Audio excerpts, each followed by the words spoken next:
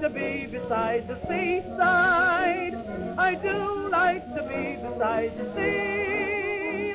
I do like to be... It's not every day you get to celebrate your 200th birthday, but that's exactly what the Royal National Lifeboat Institution has been up to this year.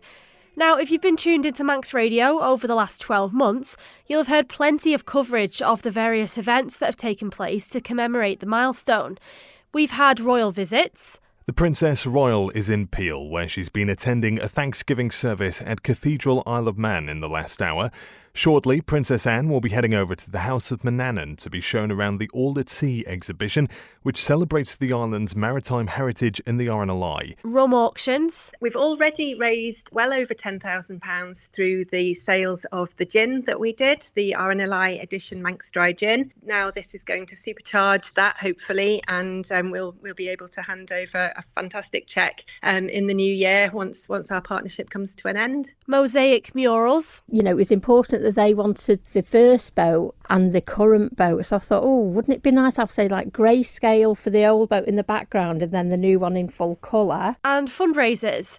We've even, somewhat reluctantly, chucked our own Lewis Foster onto a lifeboat. Yeah, like I said, don't have your thumb under, have your thumb just in case we hit any hard waves. Sure. Not possibility of breaking your thumb. Unfortunately, though, to date anyway, no one has blown out 200 birthday candles while at sea. I should probably send them that suggestion.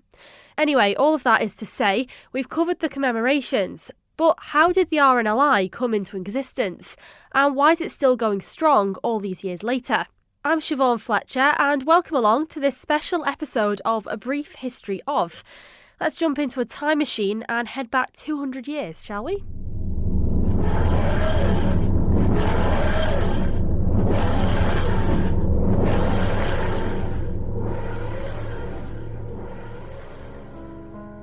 Born over in Yorkshire to a Quaker family in 1771, Sir William Hillary moved to the Isle of Man in 1808. He settled at Fort Anne, overlooking Douglas Harbour. You know that big white building that greets you when you come in on the steam packet? That's the place. Now, as you know, we are no strangers to rough weather here in the middle of the Irish Sea, and it was no different back in the early 19th century. Back then, there was an average of 1,800 shipwrecks a year around the coasts of the British Isles, and the danger of shipwreck was basically an accepted way of life at sea.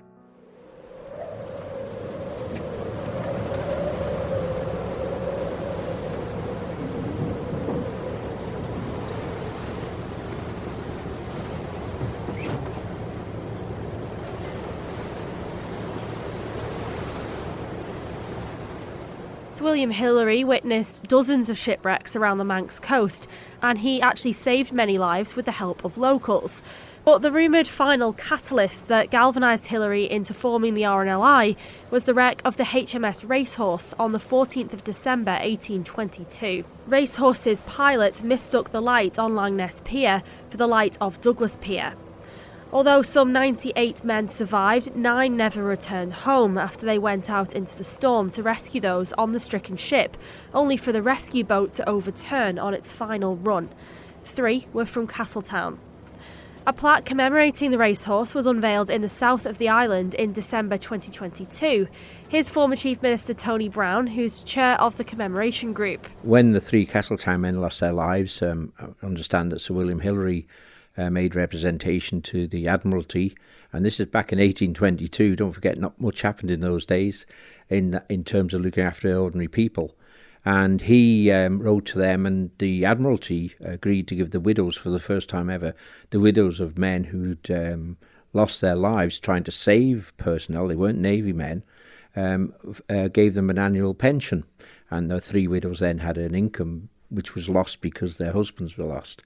It also resulted in Sir William Hillary pursuing his call for a maritime life-saving organisation.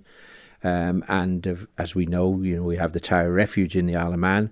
The first sort of official lifeboat service was started in the Isle of Man.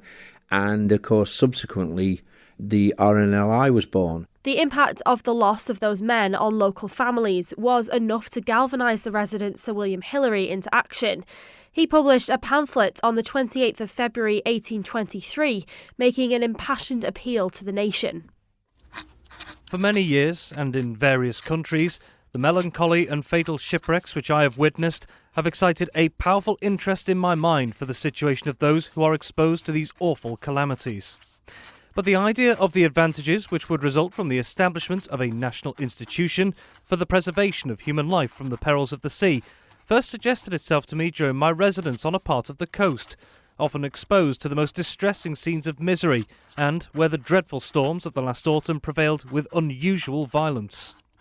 On some occasions, he detailed his plans for a lifeboat service manned by trained crews for all of the UK and Ireland. There have been establishments previously formed for affording prompt relief and encouragement given to those who might volunteer in such a cause.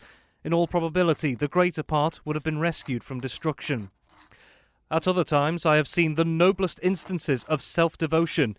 Men have saved the lives of their fellow creatures at the peril of their own, without a prospect of reward. He sent that pamphlet to the British Navy, ministers and prominent citizens, appealing for the formation of a national institution for the preservation of lives and property from shipwreck. Of the most distinguished commanders and men of science should be united in the formation of one great institution, which would in itself embrace every possible means for the preservation of life from the hazards of shipwreck. But Hillary's idea fell on deaf ears. The Admiralty refused to help.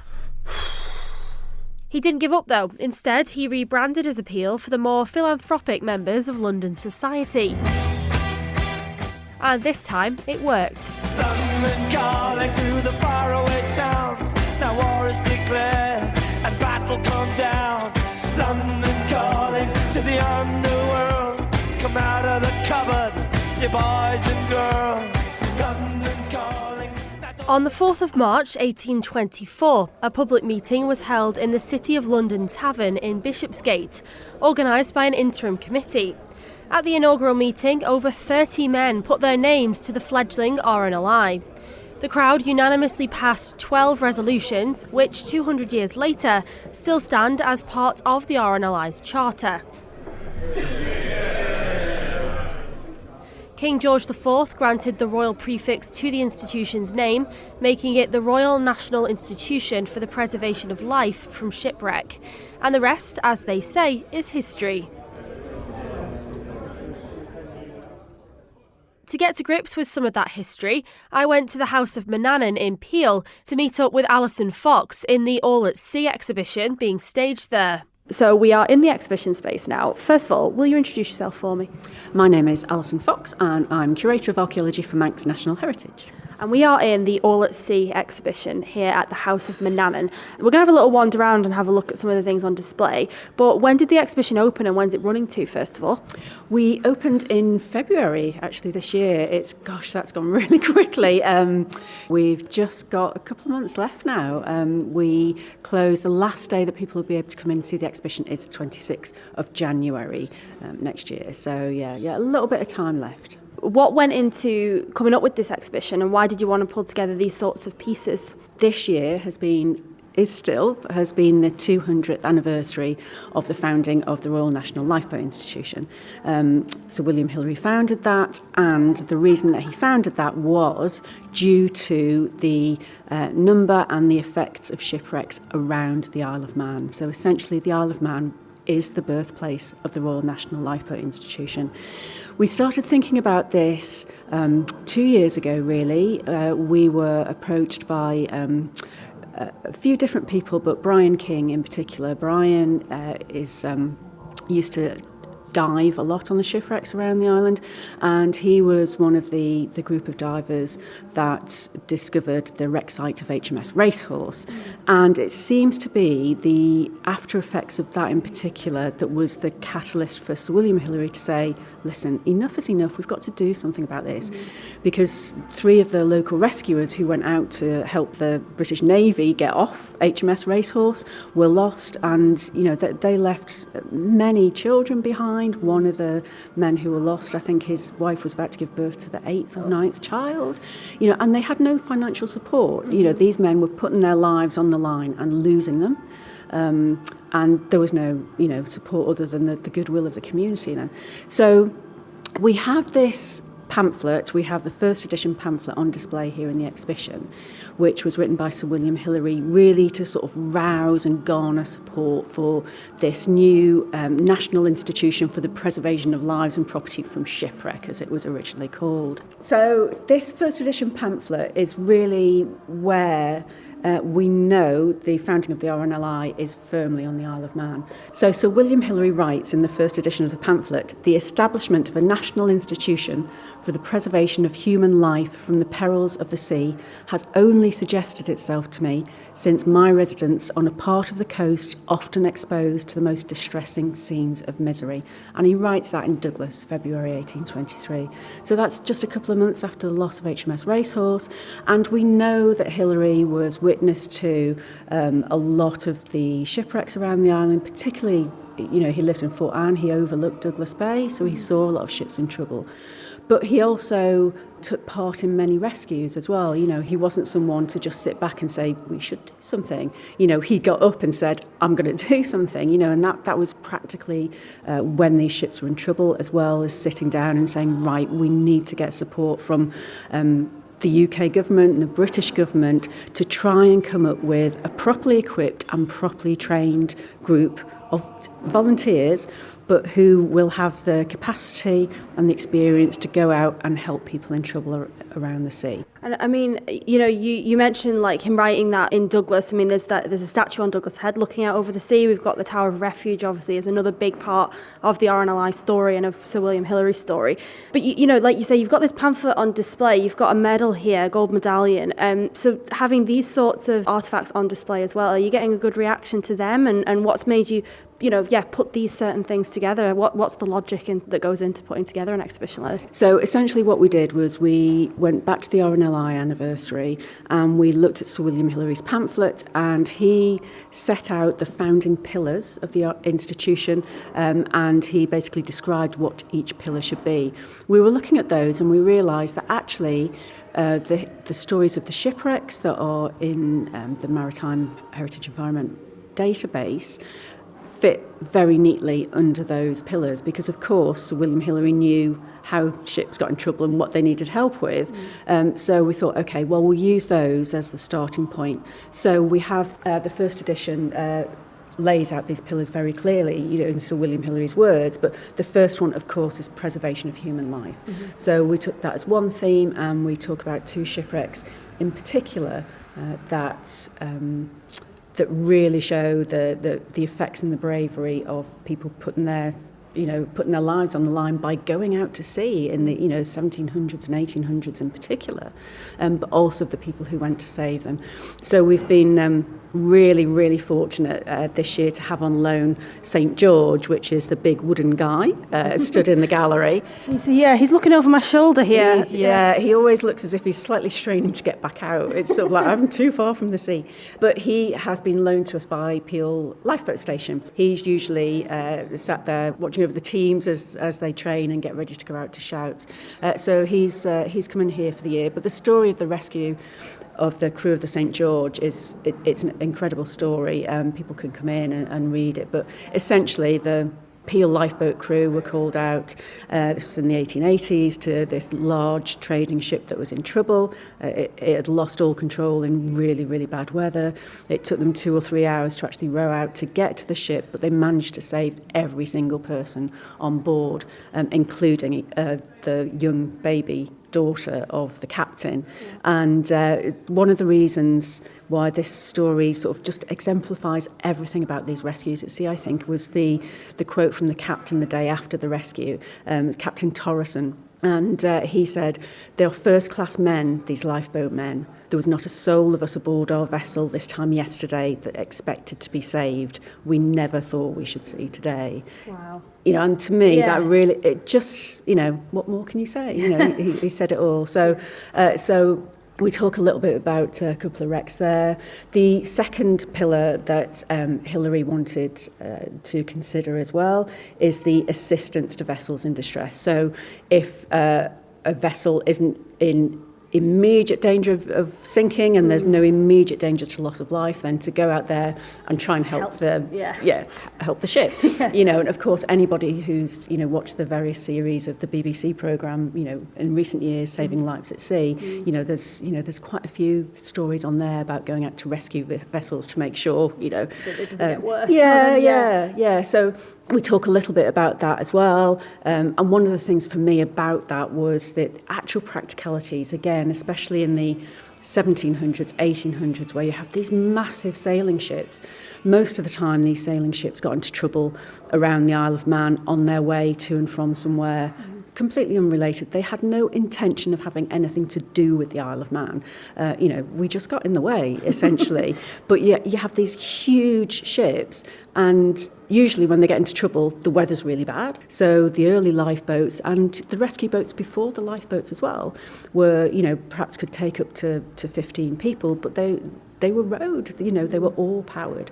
And so these people had to get through this really bad weather to get to these ships and then try and work out, well, how do we get them all the way up there down onto rescue? Honestly, you know, the logistics is astounding, really. So then we have the third pillar, which is the preservation of vessels and property. So again, kind of similar, but if, you know, nobody's in too much peril, it's kind of right, let's see if we can secure everything as well. So we've got a few stories about that. Fourthly, which is one of the most exciting bits, the prevention of plunder. And a lot of people probably wouldn't necessarily think that was one of the founding principles of the RNLI, but certainly for Sir William Hillary, it was one of these things that it was also a way to get support. You know, if he was trying to get funding and support and influence from people higher up in society, the more wealthy people, the chances are they had a financial interest in what was on these ships or these ships. So if he could say, well, also we'll, you know, basically try and make sure your cargo doesn't get nicked as well if your ship goes aground, you know, all power. And there's a brilliant story in here that's a story of a ship called Thorn, which went aground off Onken Head.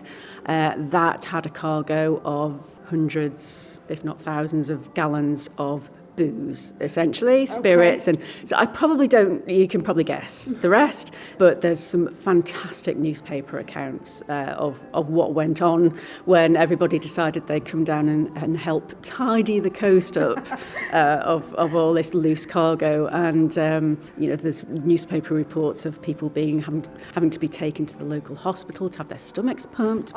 Look, they were just having a good time. Who can blame them? Well, it's really funny, actually, because there's one newspaper report that calls the scenes almost unprecedented in Douglas. So not quite unprecedented. Not quite. Douglas has seen a bit worse than this, but it's almost. A normal Saturday night. Absolutely, yeah. That's how I remember when I was growing up anyway. So we've got that as well, which is great. We've got a Singer sewing machine on display, which came from the wreck of the Clan McMaster, which a lot of people in the south of the island, you know, if their families have been there for a long time, they've probably got a Singer sewing machine from the Clan McMaster because a lot were lost. So you know, it's quite nice to be able to tell the story of some of these wrecks that perhaps people are vaguely familiar with. You know, maybe the name rings a bell. It's a bit like Lily, the horrendous story of the cargo ship that exploded with gunpowder. A lot of lives were lost, and it's kind of a story that's kind of on the periphery, but in the past couple of years there's been a lot more publicity about it with the big anniversary, and now there's a memorial in Port St Mary, but just sort of telling people more details about that as well. So, you know, that's been important to do. And finally, really, as far as the pillars of the RNLI go, support of those who may be rescued. So again, it's kind of almost the logistics of rescue. So you throw yourself off your big ship, a lifeboat scoops you up, thank heavens, you know, you're saved, you're taken back to land. But the chances are you might not have any clothes left. You know, that's practicality of being thrown about in the sea when it's really rough. You know, you might not have any money, you've got no papers or anything like that. So even after you were rescued from the shipwreck, you still needed help. So we've got a few stories of local people happening upon people who've, you know, survived shipwreck and have clambered up the coast, and just, you know, taking them in and taking care of them as well. And then finally, as far as the pillars go, is reward for rescuers. The reason behind that really was that Sir William Hillary thought that if people could be offered a financial reward, it started off in the first place, people might be more willing to join up, because obviously an institution like that needs constant supply of new volunteers. But eventually this sort of changed and the rewards became medals. So we've got some medals there that were awarded to local crews. But you started off sort of saying about the gold medal that we have in this particular case under the portrait of Sir William Hillary. This is one of my favourite objects in the exhibition, I think, and I just find that every time I see it, I just get a little bit, it's very, very emotive.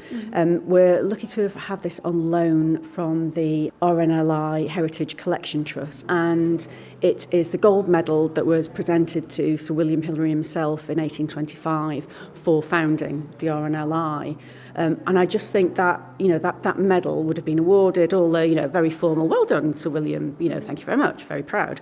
But then Sir William probably went back to his lodgings or his house or whatever, and you just think of him sitting there, the wind's howling round or whatever, just sitting there looking at this medal thinking, do you know what, we did it, And so to me, it's a really, really important and emotive object. Do you think it's interesting that Isle of Man connection? Because, like we're talking about the 200 year of the RNLI, and that's been a story across the UK, because obviously it's across the UK. But here on the island, there is that knowledge that it was founded here. But I find it interesting the way that, he maybe wouldn't have founded it unless he was very specifically in the Isle of Man. And also the connection with all our culture and folklore, really, the Manannan's cloak, and it's a bit perilous out at sea around the Isle of Man. So do you think that there's that focus really on the fact that it's very much an Isle of Man story? I think it's important that we recognise that and that we own it. Do you know what I mean? I think there've been so many losses to shipwreck around the island. Again, from Adrian's research, at least 3,000 people have been lost, and those are the ones we know the names of. Thousands and thousands of people have been lost, and again, just since we've got relatively good records. And nowadays we fly more often, perhaps than certainly than we used to, rather than get the boat. So the sea is kind of that border, that sort of obstacle, whereas in the past it was the way for most of the people on the Isle of Man to earn part of a living through the fishing or through trading. We know that the Isle of Man sailors were very much sought after by the British Navy, so it's been such an integral part of the Isle of Man's history and prehistory. And again, we sort of say Isle of Man, but that's it, we are an island, and we have suffered these terrible losses around the island. And I think because, particularly of where Sir William Hillary was living at Fort Anne, bear in mind in the early 1800s, there was no breakwater at all. Douglas Harbour was really very small. It was very vulnerable to certain directions of wind as well. So Sir William Hillary noticed a lot of these ships, they come in for shelter. It's certainly what happened with Thorn shipwreck, actually came in for shelter, but the wind picked up so much that she dragged her anchors and she was driven ashore at Onchan. There's lots and lots of tales like this. So I think it probably really brought home to Sir William that, actually this is happening, and it's happening right outside my front room window. So it's happening everywhere else around the British Isles, and we should help. And I think one of the things for me as well is when he's writing about, why we should have this institution and everything, he talks about how it's a cause that is national and international. And, he basically says, doesn't matter where you're from, doesn't matter whether we are at war with your country or not. If you get into trouble at sea, you should be able to get some help, and we will come and help you. Hence the title of the exhibition, All at Sea, because that's what he was interested in, I think.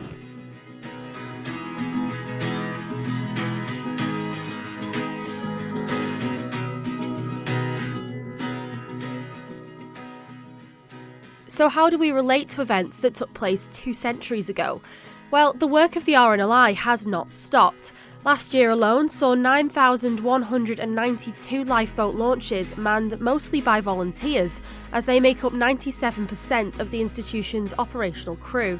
On average, around 29 people are aided by crews every single day. And over the last 200 years, over 146,000 lives have been saved.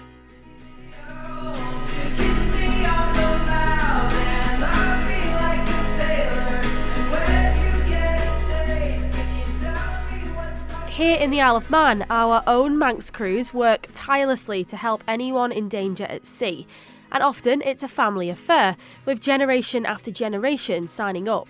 So here's to them, here's to 200 years, and here's to many, many more. I would encourage Manx residents to be conscious of our history of the RNLI and the Isle of Man, but also to look to the future. We want to engage now with the next generation, the generation beyond that even. You know, the institution has kept going for 200 years by way of fundraising, voluntary donations, and by people giving a huge amount of their time. And for us to be able to set the foundations now to continue for the next 200 years and beyond is absolutely vital. It's our 200th year for the RNLI and we're still counting, so we're still going forward.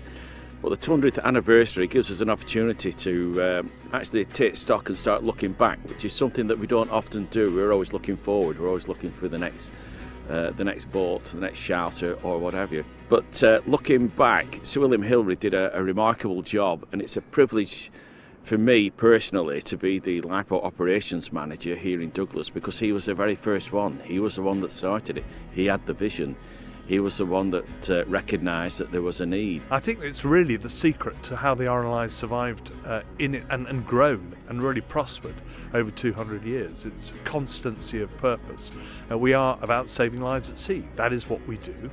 We won't be distracted from that, and we will take that to all the shores of the UK and Ireland and overseas too.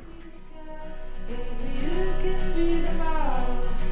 We can laugh off things that we know nothing about. We can go forever until you wanna sit it out.